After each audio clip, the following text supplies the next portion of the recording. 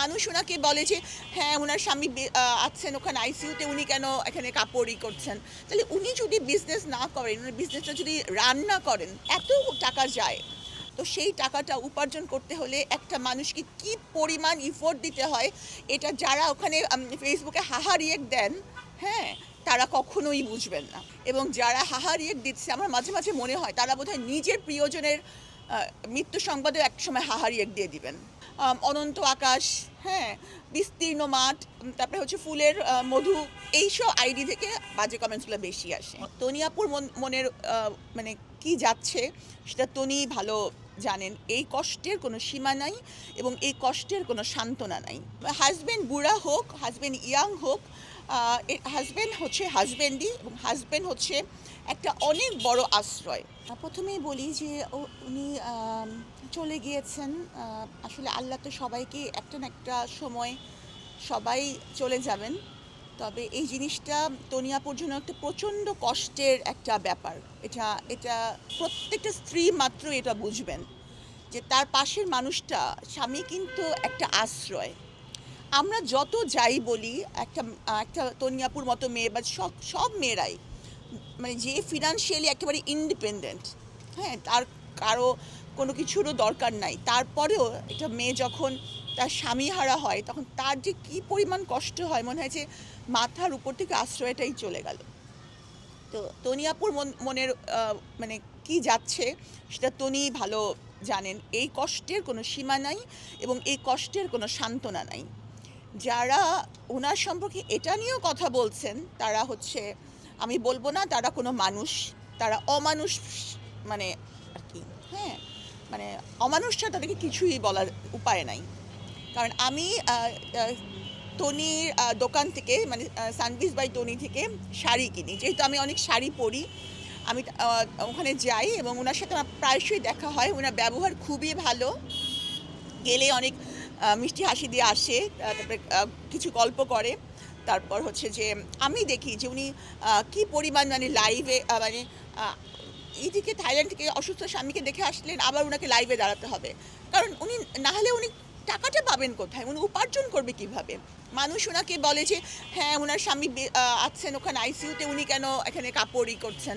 তাহলে উনি যদি বিজনেস না করেন, উনি বিজনেসটা যদি রান না করেন, তাহলে উনি টাকাটা এত টাকা যায়। মানে এটা কল্পনারও অতীত যে ওইখানে পার ডে, আপনারা জানেন যাদের আত্মীয়স্বজন আইসিইউতে থাকেন বা সিসিইউতে থাকেন, তারা জানেন ইভেন বাংলাদেশেও কী পরিমাণ টাকা খরচ হয়।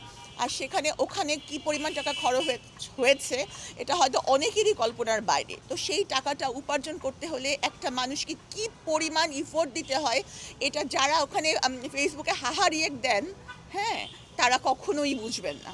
আর যারা এই নিউজে বা তাকে সমালোচনা করছে এবং যারা হাহা রিয়েক্ট দিচ্ছে, আমার মাঝে, মাঝে মনে হয় তারা বোধহয় নিজের প্রিয়জনের মৃত্যু সংবাদেও একসময় হাহা রিয়েক্ট দিয়ে দিবেন। তো তাদের মনুষ্যত্ব বলতে কিছুই নাই। তা আমি বলব যে আল্লাহ যেন তনিকে এক তৌফিক দেন, উনি যেন এই শক্তি, মানসিক শক্তি সঞ্চয় করেন, কারণ তার ২ টা সন্তান আছে তাদের জন্য। এবং আমি বলব যে আমরা সবাই, আমরা আমরা যারা আছি উনাকে দেখি এবং মিডিয়ায় দেখি, বাস্তবে দেখি, তারা সবাই শোকাহত। সোশ্যাল মিডিয়াতে তারাই এসব বলে যাদের কোনোই কাজ-কাম নাই, হ্যাঁ? তারা হচ্ছে যে এগুলা বলে মানে কিছু একটা আজকাল এরকমই হয়েছে, নেতিবাচক কমেন্টস করা মানেই স্মার্টনেস। মানে আমি কমেন্টস করলাম, খুব স্মার্ট আমি, তার মানে নেতিবাচক কমেন্টস। আবার আমার কমেন্টসে অনেক লাইকও পড়ে। কারণ হচ্ছে বেশিরভাগ মানুষের মনে আজকাল অসুস্থতা। কারণ তারা নিজেরা কেউই ব্যক্তিগত জীবনে ভালো নাই, হ্যাঁ? কারণ আমি আমি দেখি না যে কোনো একটা ভালো মানুষ তার ভেরিফাইড আইডি দিয়ে কারো নামে কোনো খারাপ কথা বলছেন। দেখবেন অনন্ত আকাশ, হ্যাঁ? বিস্তীর্ণ মাঠ, তারপরে হচ্ছে ফুলের মধু, এইসব আইডি থেকে বাজে কমেন্টসগুলো বেশি আসে, অনেক হ্যাঁ? সময় খয়রাতি আমি মনে করি এবং আমি বিশ্বাস করি যে তনির এসব নিয়ে মাথা ব্যথাই নাই। কারণ সে জানে সে কী করছে। আর বাজে কমেন্ট এসব নিয়ে আমার মনে হয় না যে সে কোনো করে। এবং হাসব্যান্ড বুড়া হোক, হাসব্যান্ড ইয়াং হোক, হাসব্যান্ড হচ্ছে হাসব্যান্ডই, এবং হাসব্যান্ড হচ্ছে একটা অনেক বড় আশ্রয়। এবং সেই আশ্রয় চলে গেলে মানুষ কতটা খারাপ থাকতে পারে, কষ্টে থাকতে পারে, অথবা কোনো কারণে কি সেই মানে হাসব্যান্ড মেয়েদের জীবনকে অনেকভাবে প্রভাবিত করে। সেই মেয়েটি যদি ফিনান্সিয়ালি স্ট্রংও হয়, মেন্টালি যদি সে স্টেবলও হয়, তারপরেও তার হাজব্যান্ডের আশ্রয়টা খুবই জরুরি একটা জিনিস, খুবই খুবই জরুরি। কেউ স্বীকার করুক আর কেউ স্বীকার না করুক। আর টাকার জন্য বয়স্ক মানুষ বিয়ে করেছে, এটা একটা খুবই অ্যাবসার্ড কথা। কারণ টাকা তো শুধুমাত্র বয়স্ক লোকের কাছে থাকবে কেন? টাকা তো ইয়াং লোকের কাছেও থাকে। হ্যাঁ? এটা ওইখানে ভালোবাসাটাই আমি প্রধান বলে মনে করি। হ্যাঁ? কারণ যারা বয়স্ক মানুষকে বিয়ে করে তারা সবাইকে টাকার জন্য বিয়ে করে? আমার এটা মনে হয় না। আচ্ছা, এই প্রসঙ্গে আমি আপনাদের মনে করিয়ে দিতে চাই, বইমেলায় একটি মেয়ে, তার বয়কাট চুল ছিল। সে একদিনের জন্য কারাগারে গিয়েছিল। সেই মেয়েটা আমাকে পায়ের কাছে বসে জড়িয়ে ধরেছিল, সেই মেয়েটি। তাকে নিয়ে সোশ্যাল মিডিয়া ভাইরাল হয়ে গিয়েছিল, সেটা ছেলে, এবং একটা ছেলে আমাকে জড়িয়ে ধরেছে। তো এতেই বোঝা যায়, এতেই আমি বুঝতে পারি যে মানুষ কতটা অসুস্থ মনের। এবং যারা মনে করে মেয়ে, নারী এবং পুরুষের সম্পর্কটা শুধুমাত্র খাদ্য এবং খাদকের সম্পর্ক, তাদের পক্ষে এর কিছু বলা সম্ভব না। আমি আমার কথাগুলোই অবশ্যই ইন্টেলেকচুয়াল ব্যক্তিদের জন্য।